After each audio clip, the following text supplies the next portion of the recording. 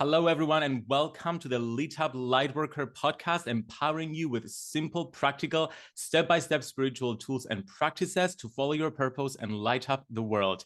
You can access all episodes of the podcast wherever you get your podcasts, and be sure to subscribe to my YouTube channel for more videos and interviews all about finding and following your life purpose. My name's George Lizos. I'm a spiritual teacher, psychic healer, the #1 best-selling author of Be the Guru, Lightworkers Gotta Work, and Protect Your Light.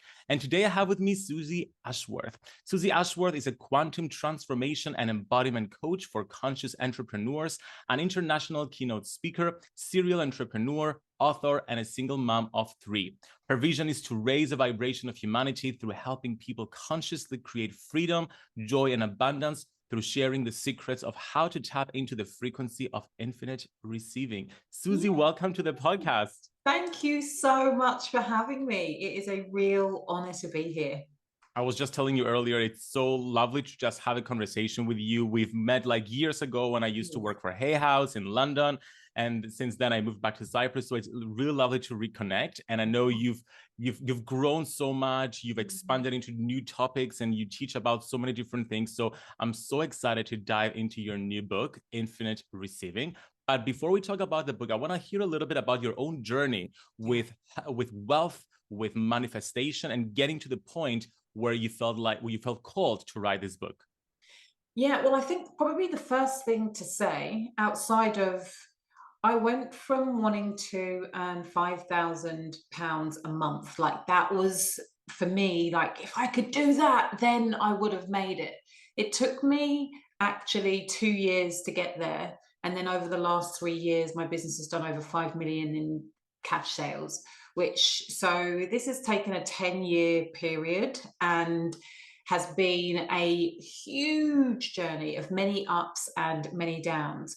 But I think that it's really important to say that actually infinite receiving, whilst it might sound like it, and I talk about cracking the code to conscious wealth creation, actually it isn't a money book.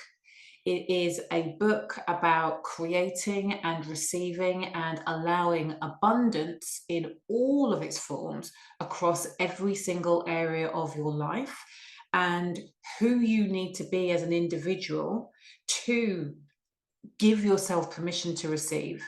Because so many of us in so many areas stop ourselves and block ourselves because of the way that we feel about who we are and what we're worthy of. That is such a powerful message, because I 100% also feel that when we align with our life purpose, that infinite receiving becomes our reality. I experienced this firsthand when I quit my full-time job and I moved back to Cyprus. Initially, I was like making less money than I was earning in that full-time job. But because I was following my purpose and I was aligning with my truth, with what's within me, eventually it all shifted and it allowed me to expand and experience that infinite receiving. So I love that you're talking about abundance of all things, not just money, because we're so focused on money that we forget that abundance is not just that. There are so many things around it. So what are our biggest blocks to manifesting abundance of all forms? I think probably, so there are 4 key areas of focus. If I had to pick one and say was the biggest block to receiving, I would say it's understanding that our own unique blueprint is unique. That's the magic. The magic is in you. There is only one George Lizos. So when you give yourself permission to operate from that place of knowing that there is nobody that can share your message the way that you share your message. There is nobody that can coach the way that you coach. There is nobody that can stand up and speak your truth the way that you can speak your truth. There is a whole new level of potency and power that comes through that other people then get magnetized to. So it's really knowing your unique greatness. And most people grow up being told that actually you want to just turn your light down a little bit. Like, it is not safe for you to outshine your brothers. It's not safe for you to put your... In England, we have this phrase called tall poppy syndrome. So we'll build you up, build you up, build you up. But if you get a little bit too big, then we will cut you down. And many of us grow up with this fear that it is not safe to operate outside of the tribe. And when we're operating outside of the tribe, you're doing that in tandem with knowing that you're not the same as everybody else. And so there is a big mindset shift that has to happen within a person to understand that they are special.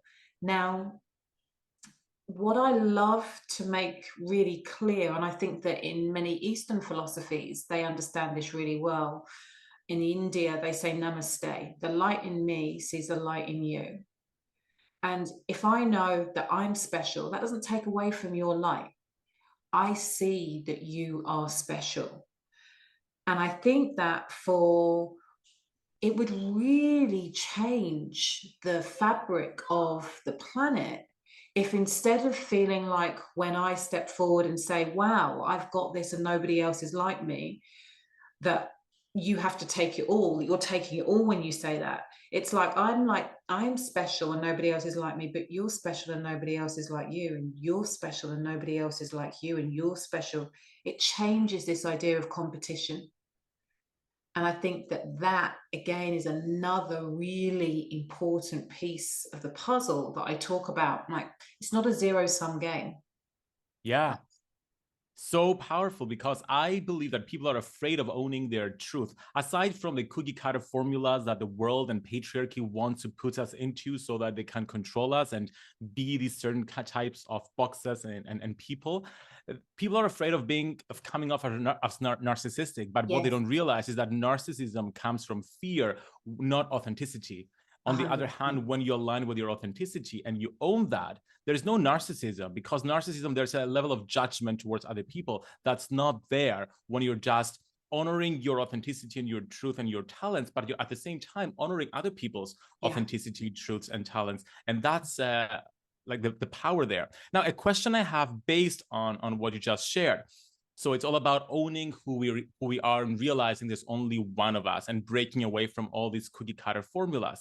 But what happens when it comes to getting into a business and running a business, and there are all these different formulas and tools that we're supposed to use for success? Let's say, for example, I'm following my path, writing my books, owning it, but at the same time, I still have to sell via webinars, for example. And there are all these like systems that you're meant to follow, creating funnels and selling via webinars, etc. How do we maintain this balance of following the trends, but at the same time staying authentic? Yeah, I love this question. I think that it's such an important one, because I think that one of the biggest mistakes that people make in business, and I've coached hundreds of people closely and thousands of people kind of through my courses and programs, is that if there were only one formula that worked, everybody would already be a millionaire. Everybody would already be doing it. So the idea that you can take something as somebody else and just plug yourself straight in, it doesn't. I mean, I wish it worked, because I would make a fortune. But there are people who will look at the work that I do and be like, okay, take two people, everything looks equal. One person takes the formula and absolutely runs with it. Another person takes the formula and absolutely falls flat. What is it? So there are two things. One, it's personal alignment. So you might see someone teaching about webinars and be like, wow, that feels super exciting. That lights me up. That feels incredible. So you're aligned to it. You're already physically aligned to it. And then when you listen to them, you're like, oh, they're saying that. That doesn't quite sit well with me. If I was going to, like, what is it that they're trying to achieve? Okay, they're trying to achieve this. If I was going to put that in my words, what would I say that would have the same impact but sound like me? So it's somebody that can take the structure and the limitations of whatever formula it is and then make it their own, because they feel aligned to it. That person wins. The person who invests in the webinar or the mastermind masterclass or the challenge funnel or whatever the flavor of the month is, and are doing it with this sense of this is the thing, and if I follow all the steps, then I will get what it is. If this, then that. Unfortunately, life doesn't work like that, and business definitely doesn't work like that. There's a lack of alignment there. And frequently that lack of alignment reflects in results. So understanding the principles and the structure of things, that's the key. And then putting your own magic special sauce in, knowing your unique greatness, that's where we win.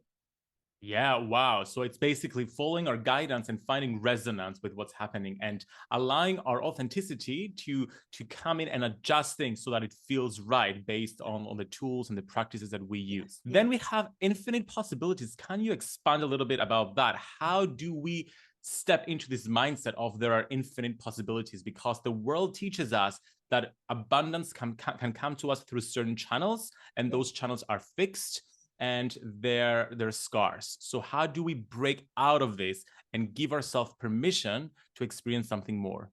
So for me, infinite possibilities isn't a pillar, but it is a mindset. It is about understanding that there are multiple, and we're getting a little bit woo here, but I know that your people will understand this. Yeah. There are multiple timelines where there are multiple different versions of me. There's a version of me somewhere in the universe that woke up this morning and was having a really, really tough time. There's a version of me that woke up somewhere in the universe and is like, yay, everything's freaking amazing. There's a version of me who woke up today and had like 3 meetings. That's this version of me. And depending on whatever my goal and desire is for my life, for my business, I get to tune into whatever the version of me who has already done what it is that I'm looking to achieve, and ask that version of me, how do I get to where I want to go to? And they will have a path. And that is great. But there will also be another suggestion. There will always a million and one suggestions. I think the other thing is, so that's a kind of, it's a little kind of visualization exercise that you can do so that you can step into thinking bigger and thinking wider than what the version of you here today knows. There's one way that you can look at this. But I also think that it's really, if you'd have said to me 10 years ago, Suzy, one day you are going to sit on a guy called George Lizzo's podcast, and you're going to talk about the principles that have helped you make multiple millions of pounds, and you're going to get there by doing X, Y, Z, that like this is the line to get there, I would have said, don't be ridiculous. Like, there could never be one line to take me from where I started to where I am now. There were multiple different decisions that were made. There are multiple different decisions that are being made every single day. And how I choose to respond to any particular moment in time will change my trajectory. Now, that is both inspiring and scary. Where I want you to be inspired is understand that you can choose to change the trajectory of where you're going hundreds of times a day by just saying, okay, I'm over here, I don't want to be here, I want to go there. So what do I do now? I'm over here, I don't want to be here, I want to go there. So what do I do now? There's no one line to get you to point B. It's like many, many different places. Does that make sense? Yeah, so much sense. And you've just given me an epiphany talking about the timelines, because I work with timelines. I'm aware of the timelines, but now you've just introduced the idea of choosing a timeline where the version of me is able to think bigger and live bigger, and just give myself permission to step into that timeline, allow myself to see, feel, think, and behave via that timeline through like a simple visualization. And the more I do this, the more I activate the vibration within me and therefore eventually step into that timeline. 100%. Wow, what a powerful tool. Thank you so much for sharing this. Yeah. And then it's community, which I believe is such an undervalued tool to success. I've always believed that, and I taught and I felt and I practice daily that if you want to make it in any business, wherever you are, you need to work in communities. You need to create a community, not that of people who support you, but also with your peers, so you can support one another. Because I felt and I've experienced throughout my career that the more I've helped others doing what I do, the more I'm also helped, and we grow together, and it just feels better. Because at the same time, I experience the opposite. I experience people who don't want to help, who they just want things from you, then request things, and you open-heartedly give to them. And then when it comes to like asking for a favor, for example, they just like ghost you. And it's just so heartwarming and safe to have a community of supportive souls and peers that you can grow together. Can you share a little bit about the importance of community in doing this? So the way that I talk about this in the book is really opening yourself up to the infinite potential of support. Most people stop themselves from receiving because they block themselves off from being supported, both in our 3D world, so within our immediate community, but then also, again, depending on how spiritual the person is, from spirit. Yeah.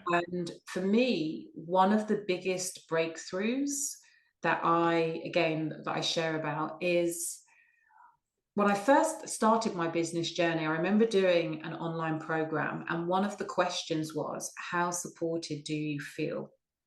And in that moment, I just burst into tears because it felt like I was carrying the weight of the world on my shoulders. I had been living my life very like mentally feeling like if I didn't do all of the things, then nothing would get done. It was all on me. That is a very difficult way to live your life. It's a really challenging way to be when you're in relationship.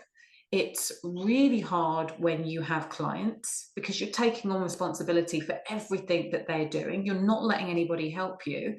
And every time somebody says, I was the woman that when you're struggling with like 6 bags and someone said, can I take your bag for you? I'd be like, no, I've got it. And in that moment, I was just like, whoa, I feel so tired because I have been holding on to so many things. And in that moment, I had this awareness that it was a real lie. Like I had been living a lie that I'm not supported, because my background was I'd been fostered from 3 months old. I'd been given to the most incredible foster family ever. They'd supported me up until my mother passed away when I was 19, and then my father passed away when I was 23. But they gave me everything that I needed to be sat in this seat with you here today. And so my awareness also in that moment was that I had these guardian angels that had been looking after me even before I was born in order to end up with them. And so I really set a very clear intention to allow myself to be held, to ask for more support. Like I genuinely believe that there is one person in everybody's life right now that wants to support them more than what you're allowing. And that's the invitation to really notice, where are you blocking yourself off from receiving, and start saying yes when people offer their help, and start asking, both spirit and in your real life community. I just got goosebumps because I so resonate with this, because I'm the same way. I'm the last person to ask for help. And I know I have to ask for help more, like let go of my ego, being a Leo, and allow myself to do this. And I've always thought and taught and wrote about something that I call start with magic, because whenever we face a problem, our first knee-jerk response is to like start trying to solve it. Like, what Yeah. can I do? What can I move? Like, how can I solve this problem? Yeah. But when we start with magic, we first open ourselves up to support, like, spirit, how can you come in and support this situation? Yeah. And you set an intention, you do a little prayer, you open yourself up for support, and then of course you go and do whatever you have to do to fix it. And magically, things come in, the universe rearranges people and circumstances to come in and support you. And every time I've come to this realization was after I've just struggled so much before I could be, you know what, spirit, come in and support me. And then poof, instantly the support is given. I'm like, why did I have to wait that long? It's because of this freaking ego that we have that prevents us from like asking for help. So thank you for addressing this. Yeah. I think that it's also, there's a lot of shame. Yes. There's a lot of guilt. There is a lot of martyrdom. Yes. You know, I will do it. And then if you need to ask for help or you desire to ask for help, there can be a lot of shame. All of that blocks you from receiving. And so much of the work that I am doing is helping people see where are the smallest places that I am stopping and blocking myself. And the more of those small holes that you're able to plug, the integrity of the container that you're creating, you're building that up so you can actually hold more of the abundance, whether that be money, love, support, like all of it. I love that you're focusing on the small like things that you have to do first, because there's at least resistance about addressing those as well. We've covered sovereignty, infinite possibilities, community, and then we come into embodiment. And the way it's described in the book is become adept at taking yourself out of your mind and into your body and heart. So important to do so, because I feel we are so disembodied in the world, because we're all the time thinking, we have so much information that comes into our direction all the time. We're constantly on to the next thing and we forget to come into our body. I remember I take a membership all about like the moon cycle. So every full moon, there is a full moon meditation that I have to listen to. And I ended up listening to the current meditation a month afterwards, because I kept procrastinating because I'm like, oh, I have this thing to do. I have this thing to think about. I don't have time to come into my body and do the meditation and give some love to myself. And then like it costs me. So how do we make time to embody our talk the talk and walk the walk, essentially? It's practice. So first of all, it's just deciding like what's the priority, you know?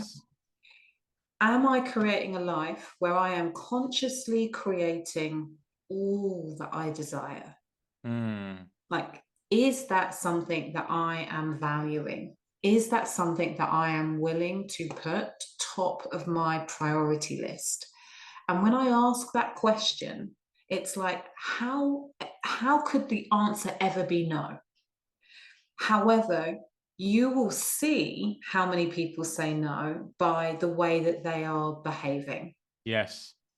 And frequently, people say yes on an intellectual level, but how they're behaving tells us no.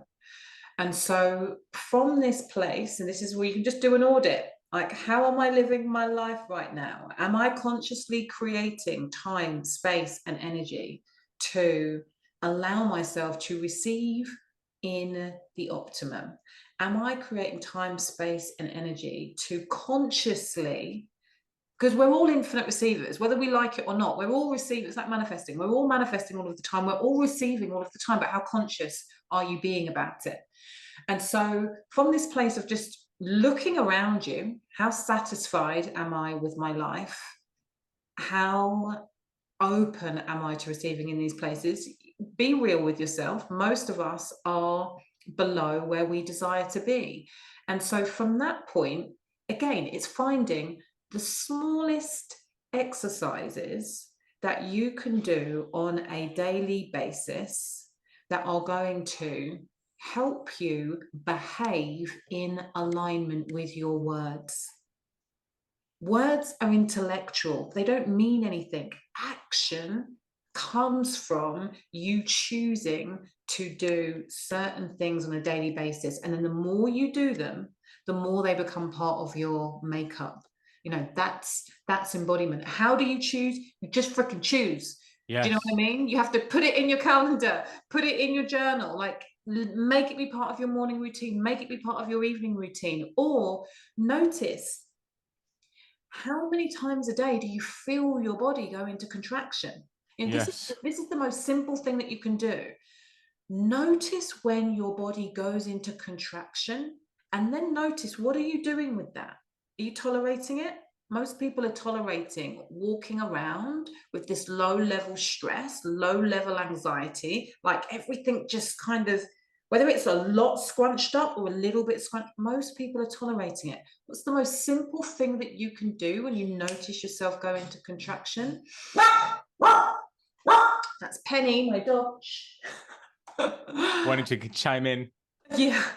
What's the most simple thing that you can do? Breathe. Bring power to the breath.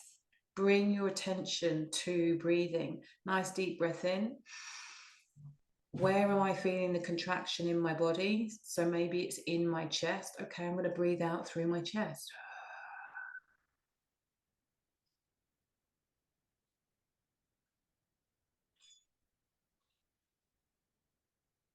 Notice how just simply breathing creates space within the body. And from that place of spaciousness within the body, it helps the mind to function without the stress. And without the stress, we can think more creatively. And as we think more creatively, we can open ourselves up to receiving more. And we can prioritize, like following what our true calling is rather than just like functioning on autopilot. Yes. Now, question about people who are multi-passionate. Because I've realized I'm a very multi-passionate person, and I've written my second book was all about finding your life purpose, and I taught a process all about defining like what your life's mission is, and it's all about finding that and then committing to that. What I realized eventually was that my purpose is a specific purpose, but it expresses in many ways, and that's true for many people who are multi-passionate. Yeah. For me, it's not just about writing books and teaching and doing courses. It's also about acting and performing and singing. I'm in drama school right now, so I allowed myself to step into that a little bit more. So where is the balance of expressing all your passions and following your purpose in all your multi-passionate ways versus distracting yourself from what's truly your purpose and just being involved in so many different activities? Great question. And first of all, I think that we need to release the idea that we're never going to find balance, because balance is just not. Amen. Yeah. We're not looking for balance, but we are looking for alignment. And I think that choosing or getting clear on what the vision is for your version of success is really important. If you're sitting here telling me, well, I want to be a Hollywood actor within the next 3 years, if you're then also writing books and, you know, playing the guitar and learning the drums and doing readings, and it's unlikely that when you're spreading yourself so thin, if the end goal is to become a Hollywood actor, that you're going to create the same level of energy that is required in order to stack the odds in your favor when it comes to that goal or vision. If the vision is, it is my highest desire to just be as free as possible, to wake up and be able to choose exactly what it is that I want to do when I want to do it, then one, you need to make sure that your money matches, you know, enables you to do what it is that you want to do. But two, that it might absolutely make sense. You've got 15 things all in the go. And that is success. So it's really looking at what is my, like, how do I define success? And then am I acting in alignment with that desire? Wow. So essentially realizing that success is not something that's fixed. It's something that's personal to us. Yeah. And we get to define what success is, because while you were talking about the two possibilities, the second one, I got goosebumps, like whole body goosebumps. And I'm like, well, that's my sign. Yeah. Like that is like more aligned to my vision of success, Yeah. which also gives us an idea of this is how we can tell what our vision of success is, because our body tells us. Yeah. Speaking about embodiment, like our whole body like says, yes, Yeah. this feels true to us. Yeah. Wow. Oh my goodness. I already feel so high vibe talking to you, Suzy. Yeah. Thank you so much for sharing all these amazing tools with us. And I'm so excited for everyone to read Suzy's book, Infinite Receiving, Crack the Code to Conscious Wealth Creation, and finally manifest your dream life. Can you please let everyone know where they can get the book from and where they can connect with you and work with you? So you can get the book everywhere that you can buy books. So obviously Amazon, I don't know how many people you have in the States, but Barnes and Noble, WH Smith's, like all of the places. I'm not sure when this is going to go out. It's going to go out before the book comes out. So okay, so what I would love for you to do is pre-order a copy of the book. And if you pre-order a copy of the book from Amazon, all you need to do is send me a little email with your receipt to hey@Suzy Ashworth. And I am releasing a brand new program that it will be completely free to anybody that pre-orders the book, called The Art of Receiving. So when you email in your receipt, my team will record it, and I look forward to be able to share with you a whole new program. And you will find me, suzyashworth.com is my website, and then Suzy, SUZY_Ashworth is where I am on Instagram. Amazing. And all the details will be available in the show notes below. Suzy, thank you so much for coming on the podcast. Thank you so much for having me. It's been a real joy.